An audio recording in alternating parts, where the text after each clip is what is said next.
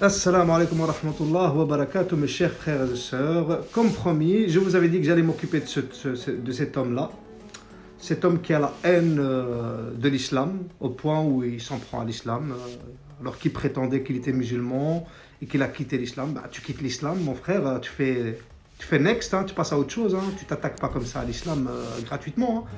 Hein. Sauf si tu as une haine. Donc, pour moi, tu as une haine dans le cœur vis-à-vis de l'islam. Et quelqu'un qui a une haine dans le cœur n'a pas un cœur pur. Et ça, je te l'expliquerai, Inch'Allah, dans la suite de cette vidéo. Voilà, je vous explique, mes chers amis. En fait, cet homme utilise ce verset pour dire que dans le Coran, il y a des erreurs. Or, il n'y a pas, moi je vous le confirme, dans le Coran, il y a zéro erreur. Là, il utilise en fait un verset qui parle d'un point de vue spirituel, sachant que tous les musulmans savent que toutes les créatures qu'Allah subhanahu wa ta'ala a créées lui obéissent et lui sont soumis.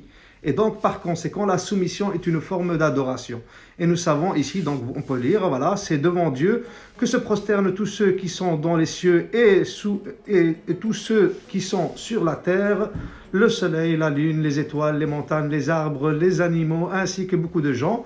Et il y en a aussi beaucoup qui méritent le châtiment, et quiconque Dieu avait dit n'a personne pour l'honorer, car Dieu fait ce qu'il veut. Ok, ça, c'est le verset que cet énergumène utilise pour dire que dans le Coran, il y a des erreurs. Donc il utilise un passage du Coran qui parle d'un côté spirituel, du fait que dans la compréhension de n'importe quel croyant musulman, nous savons que tout ce que Dieu a créé est soumis à Dieu et adore Dieu par conséquent, et automatiquement, dans le sens figuré, se prosterne devant Dieu.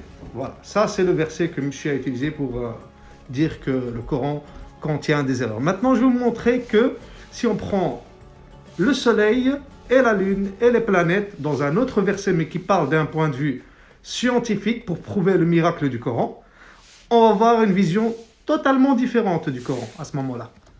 Voilà mes amis, dans ce verset, nous allons voir le côté scientifique sur le soleil, ok, les planètes, le soleil, la lune, etc. Mais d'un point de vue scientifique, on ne parle plus d'un point de vue spirituel, parce qu'il nous a sorti un verset spirituel. Maintenant, regardez le côté scientifique du Coran, le miracle du Coran. Regardez ce verset. Donc, et le soleil court vers un gîte qui lui est assigné.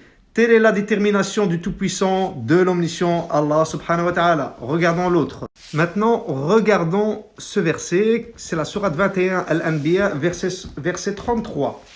Et c'est lui qui a créé la nuit et le jour, le soleil et la lune, chacun voguant dans une orbite.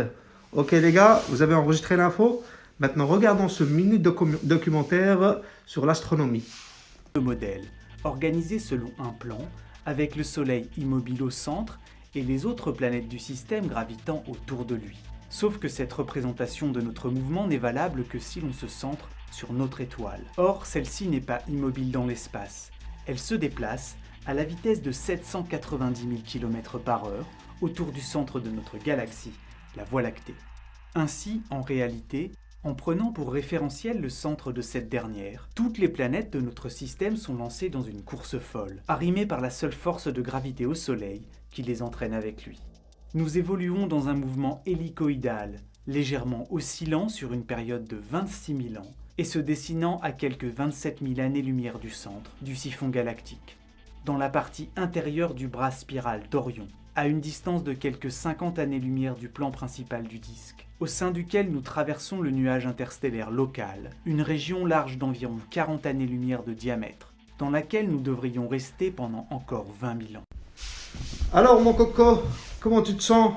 Regarde bien ma vidéo, comme ça tu apprends quelque chose, ce sera moins con, hein. Je te le dis déjà. Hein. Ouais, je sais les gars, je sais, je me suis un peu emporté. Allez, je l'ai insulté de con. Désolé mon frère, je voulais pas t'insulter. Enfin, quoique je peux pas te traiter de mon frère. Tu es un ennemi de l'islam, tu ne fais qu'attaquer l'islam. Donc c'est pour ça que je me suis emporté. Bon, je m'excuse pour l'insulte parce que ce n'est pas représentatif d'un bon musulman que d'insulter quelqu'un. D'accord? Mais il faut avouer que franchement, tu as exagéré mon frère. Hein. Voilà, bon, maintenant je vais t'expliquer pourquoi tu n'as pas la compréhension du Coran. Parce que pour la compréhension du Coran, mon frère, tu dois savoir une chose, il faut que le cœur soit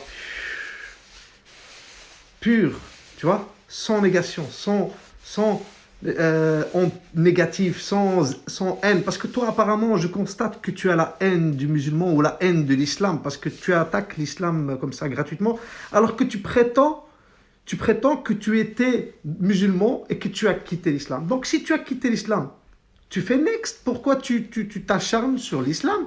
Laisse les gens tranquilles, laisse-les dans leur spiritualité. Au contraire, la spiritualité, elle apporte un équilibre. Mais toi, tu n'as pas compris ça. Maintenant, je vais t'expliquer pourquoi tu n'as pas compris. Regarde ce verset. Sourate 7, verset 179, 179 pour les Belges. Nous avons destiné beaucoup de djinns et d'hommes pour l'enfer. Ils ont des cœurs mais ne comprennent pas. Ils ont des yeux mais ne voient pas. Et ils ont des oreilles et n'entendent pas. Je vais t'expliquer pourquoi, mon frère, ici, Allah subhanahu wa ta'ala a utilisé pour la compréhension le cœur. Pour la compréhension. Ce que toi, tu n'as pas, mon frère, quand tu lis le Coran. Parce que pour pouvoir lire le Coran et comprendre le Coran, il faut avoir le cœur pur. Et toi, ton cœur est rempli de haine. Il est rempli de haine, mon frère. De haine sur l'islam. Je ne sais pas ce que l'islam t'a fait. Pourtant, tu étais musulman et tu quittes l'islam. Je ne comprends pas. Je ne comprends pas. Quand je te montre le miracle, comment avec le soleil, le fait qu'il suit une trajectoire qui lui est assignée, et qu'il n'y a pas très très longtemps, il y a peut-être 1 an ou 2, qu'ils ont découvert que le soleil se déplaçait à une vitesse de 790 000 km à l'heure, et que ça c'est prédit dans le Coran il y a 1443 ans, un berger qui ne savait ni lire et écrire, et qui a balancé ça à un peuple en leur disant « Ces paroles me viennent d'Allah subhanahu wa ta'ala, du Dieu unique ». Et tu oses critiquer le Coran. Tu es vraiment soit de mauvaise foi, soit quelqu'un de vraiment perdu, mon frère. Et je te souhaite la guidance. Malgré tout, je te souhaite la guidance, Inch'Allah. Et sache aussi, mon frère, que dans ce verset, aussi, il y a un miracle scientifique. Regarde, subhanallah, les articles que je vais te balancer. Je vais te laisser, comme ça tu peux t'amuser à lire. Je t'explique. Les scientifiques ont découvert que le cœur avait son propre cerveau, au point où ils l'ont appelé le petit cerveau. Et pire encore, ils ont découvert que le cœur, c'est lui qui gérait le cerveau plus que le cerveau gère le cœur. En fait, c'est lui qui, on va dire, qui donne les ordres au cœur plus que ce que le cerveau donne au cœur. Subhanallah. Et les deux ne fonctionnent pas l'un sans l'autre. C'est-à-dire, si tu as des problèmes de cœur, automatiquement ton cerveau ne fonctionne pas bien. Si tu as des problèmes de cerveau, automatiquement ton cœur ne... Donc, si tu as un problème dans le cœur, tu as une haine dans le cœur, bah, automatiquement tu as une haine dans la tête qui s'est installée. Subhanallah. Et ça, je te le montre avec des articles scientifiques, mon frère. Hein. Il n'y a pas de souci. Allez, je te balance ça tout de suite.